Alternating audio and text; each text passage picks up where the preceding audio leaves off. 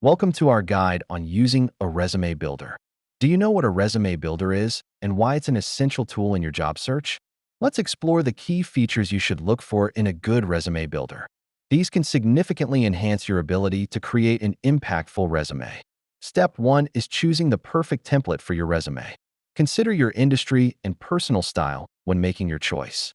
Now, let's discuss how to input information into each section of your resume effectively. Be concise and clear. Customization is key.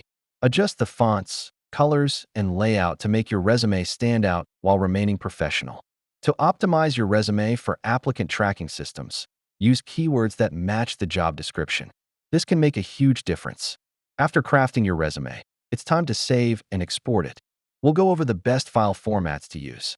Avoiding common mistakes like typos, poor formatting, and irrelevant information can greatly improve your resume's effectiveness.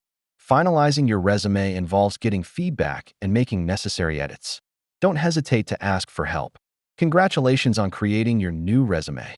Now let's discuss how to effectively use it to land those interviews.